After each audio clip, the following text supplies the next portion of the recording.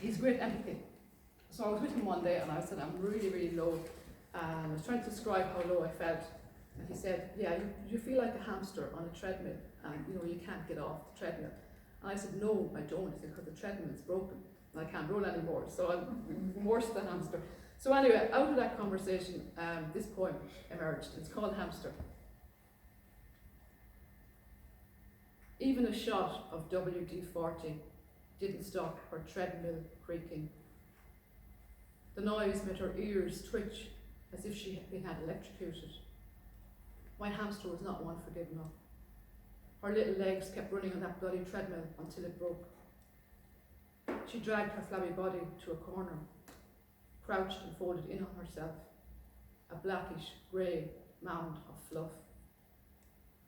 When my husband stuck his finger through the wiry bars and poked her to perform, she didn't know how to tell him she was broken. So that's the first one. The next one is called Cuchulainn, and it's based on the myth of where Cuchulainn goes to a chieftain's house and he kills the guard dog in self-defence because the guard dog was once trying to kill him. And he takes his hurley and he whacks the slitter down the hurley's down the hound's mouth and kills him. And I could see a parallel in my own life to that story in the sense that I also had to end something in order to save myself. So I've used that myth to talk about my own the ending of my marriage. Cuchulainn. In midlife, I grew into my childhood hero. I stood in the hound's shadow, its paws like circular saw blades, poised, ready to maul. I gripped my hurley in one hand, slitter in the other. Wished it was only a mythical dog I had to kill. The hound's jaws were prized apart by verbal battles and egg-shelled silences. Its hot breath raised blisters on my skin. I whacked the slitter down its gullet, watched as the ball dragged the entrails of my marriage out the rear end. I grabbed his hind legs, smashed the body against a concrete wall, became sole guardian of the vulnerable, the ones I believed hound would always protect.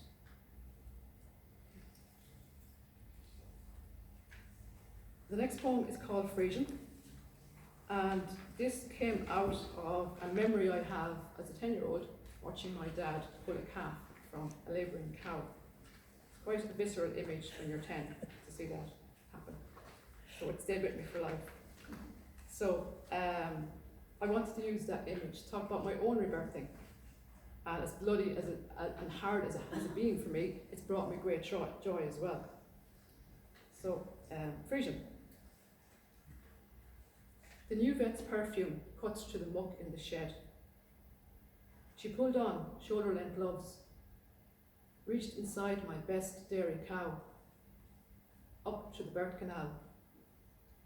The animal roared like a chainsaw until in a whoosh of blood, a Friesian calf slipped out. After the calf had suckled, I asked the new vet in for tea, released my copper-highlighted hair from its ponytail while she washed. The first time we made love, her hands delivered me from my labour days. Like my Friesian calf, I landed on sweet-smelling straw. That's an example of something I made up. I had a reviewer said, "Did you have an affair with a vet?" I said, "No." I wish. And when one of my brothers read it at first, and he said to me, "Geez, I didn't see that ending coming at all." Like a presumption like that, it's a man and a woman. But anyway, so that's that one. The next one then is inspired by the short story called Metamorphosis, which is a short story Franz Kafka wrote in 1915. And it's a brilliant story, but anyway, in the story, the character wakes up one morning and finds that he's turned into a huge, ugly, cockroach-type insect. And it just grasped my imagination. I thought, what would it be like to wake up in the morning and discover you're an insect? Like, what would you do with your life? But anyway, his story didn't end well. He couldn't go to work, his parents wouldn't talk to him, whatever else. And I wanted to use that image to talk about shame, and the shame I experienced in my life. So here it is, it's called Metamorphosis. I lie in her arms, her breasts pressed against my back. Listen to her soft snores. She doesn't see the demon pest in me, its reddish brown shell, insect head, and large black eyes. She doesn't feel its wax-coated exoskeleton or the claws attached to my legs. I maneuver myself out of bed, scurry towards the bathroom, into the shower. Boiling water lashes my vermin armour. I cry cockroach tears. Stiff wings dissolve. Antennae swirl down the drain. 6 spindly legs become 2 again. Metamorphosis, it ends better than the poor guy. I can't remember his name, but anyway, it's a great story. Okay, so the next poem, I'm going to skip through a lot of them, and I'm going to come towards the end of the collection. This one's called No More Fairy Tales. And this came out of a few thoughts going through my head. One was the idea of, I grew up believing that your prince would come along and you would fall in love with them and you would all live happily ever after. And it didn't work out that way. But that was one idea going through my head when I was going to write this poem. And the other one was, of course, why is it always the prince that has to save the princess? You know, why does the princess have to stay at home waiting to be saved? And the prince gets all the glory and goes off on all these adventures. So I kind of thought, you know, why couldn't it be the princess be the person to save either the prince or another princess? So that's where this poem came out of. So it's called No More Fairy Tales. Tattooist inked the skin on my abdomen. A green dragon emerged, lounging in a balloon's wicker basket. He exhaled hot air upwards. The needle's scratchy pain subsided as the balloon inflated and floated towards my breast. Your tale said dragons were dangerous. Mine kept me afloat in skies of dark dodging clouds and whitewater rapid rain. When Tattooist finished, the dragon had swallowed an ex's once indelible name. In my story, I save the princess. She tickles my balloon, palms the basket, licks my dragon's amber breath, without guarantee of a happy ever anything.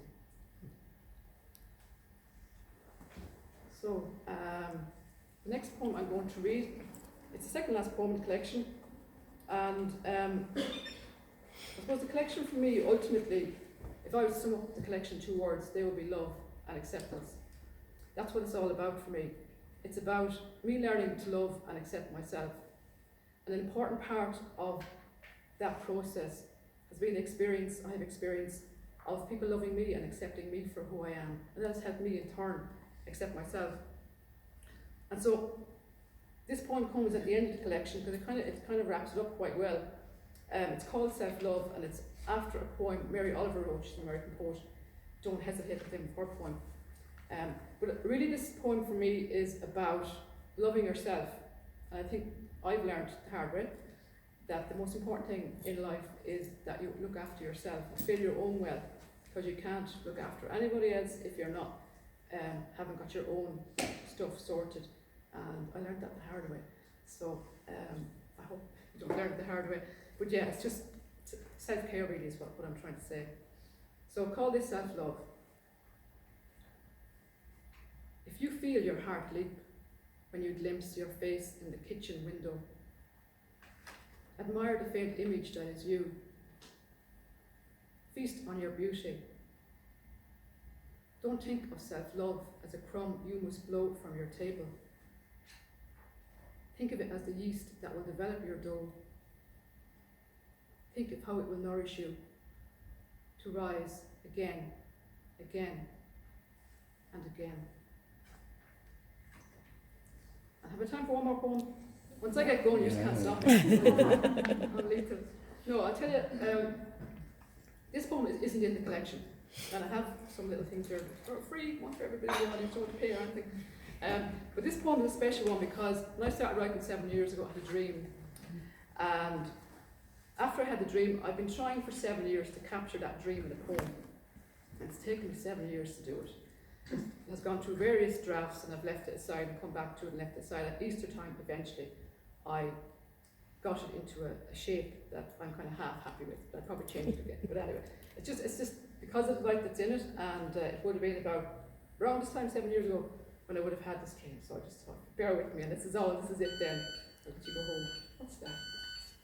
It's the library borrowing. They're telling me to stop, that's what it is. Finish up, Anna. Something we forgot. Okay. Scanner.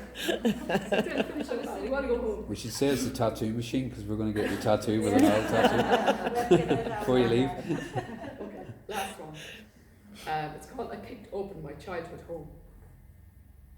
I kicked open my childhood home. Door hinges squeaked. I ducked when a house wren dropped from the rafters, chirping like an alarm clock. I yanked open cupboards, swiped cobwebs. Spiders fell.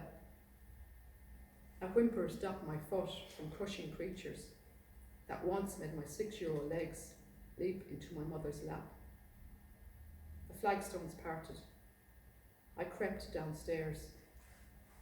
You were in the candlelit cellar, alive, waiting for me to set you free, my wild and precious self. Thank you.